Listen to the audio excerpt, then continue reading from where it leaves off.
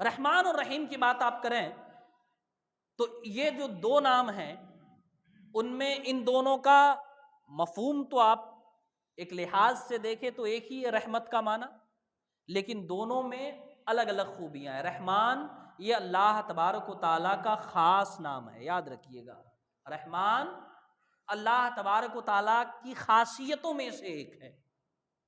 یہی وجہ ہے کہ بندے کو رحیم کہا جا سکتا ہے، کہ بڑا رحیم و کریم آدمی لگتا ہے، لیکن بندے کو رحمان نہیں کہا جا سکتا۔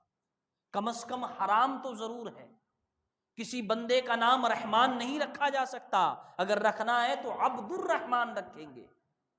اگر بندے کو آپ رحمان کہہ کے پکارے، علماء فرماتے ہیں کہ ایسا کہنا کفر ہے، حرام تو ہے ہی ہے، نچلے درجے پہ جتنا نیچے کم از کم حرام تو ہے، علماء فرماتے کفر ہے۔ تو آپ کسی بندے کو رحمان نہیں کہہ سکتے۔ رحمان ایک ایسی صفت پر دلالت کرتا ہے جو صفت اللہ کے ساتھ خاص ہے۔ رحمت عامہ یعنی ایسی رحمت جو تمام مخلوق کو عام ہے، رحمان میں جو رحمت پائی جاتی ہے یہ وہ رحمت ہے۔ اللہ تبارک و تعالی رحمان ہے، نہایت مہربان اور بہت رحم فرمانے والا۔ اس کا کیا مطلب ہے؟ ہم جب اللہ کی بارگاہ میں عرض کرتے ہیں بسم اللہ الرحمن الرحیم، اے اللہ تیرے نام سے شروع جو تو بہت زیادہ رحم فرمانے والا ہے، بڑا مہربان ہے، مطلب اس کا یہ ہے کہ مخلوق جس قدر بھی رقیق القلب ہو، دل جتنا بھی نرم ہو جائے ہمارا، ہم میں رحم و کرم کا مادہ جتنا بھی پیدا ہو جائے، وہ اللہ کی رحمت کے کروڑویں حصے کو بھی نہیں پا سکتا۔ آپ لوگوں نے سنا ہوگا، حدیث میں آیا ہے کہ اللہ تعالیٰ اپنے بندوں سے 70 ماؤں سے بھی زیادہ پیار کرتا ہے۔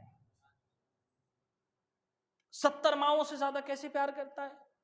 بھائی ماں تو اپنے بچے سے اتنی محبت کرتی ہے، 70 ماؤں سے زیادہ کیسے پیار کرتا ہے؟ اب آپ دیکھیں کیسے پیار کرتا ہے۔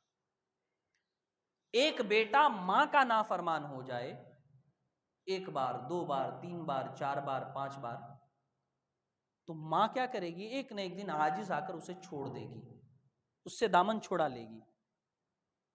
لیکن آپ دیکھیں اللہ اپنے کسی نافرمان بندے کو چھوڑتا نہیں ہے، چاہے وہ جتنا بڑا باغی ہو، اس کا رزق کھا کر، اس کی زمین پر بس کر، اسی کی شان میں گستاخیاں کرتا ہے، اور اس کے بعد بھی وہ اپنے بندے کو چھوڑتا نہیں ہے۔ فرماتا ہے تو جب لوٹ کر آئے گا میں تجھے قبول کروں گا، تو جب کلمہ پڑھے گا تیرا کلمہ مجھے قبول ہے، تو جب توبہ کرے گا تیری توبہ مجھے قبول ہے، اور نہ صرف قبول ہے، پچھلے سارے کے سارے گناہ مٹا دوں گا، ایسے مٹاؤں گا کہ جو نکیرین نے لکھے تھے یہ ان کے جو دفتر ہیں، ان کے کاغذات ہیں، ان سے بھی مٹ جائیں گے۔ زمین کے جس حصے پر تو نے گناہ کیا تھا، زمین کے اس حصے سے مٹا دیے جائیں گے، اور جن فرشتوں نے تجھے گناہ کرتے دیکھا اور گواہ تھے، ان فرشتوں کے ذہنوں سے بھلا دیے جائیں گے۔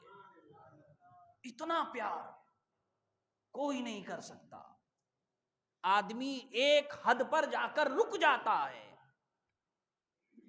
ایک انتہا ہو جاتی ہے، کہیں نہ کہیں جا کر ہمارے پیار کی، ہماری محبت کی، ہم کسی سے جی جان سے پیار کریں، وہ ہمیں 2-4 بار دھوکہ دے دے، بلکہ ایک بار دھوکہ دینے کے بعد ہی دل ٹوٹ جاتا ہے۔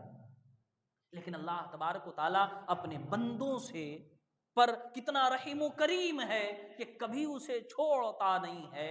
آخری موقع پر ایک آدمی زندگی بھر نعوذ باللہ بت پرستی کرتا رہے، کفر و شرک میں مبتلا ہو، مرنے سے 10 منٹ پہلے توبہ کر کے کلمہ پڑھ لے، وہ اللہ کے محبوب بندوں میں شمار ہوتا ہے۔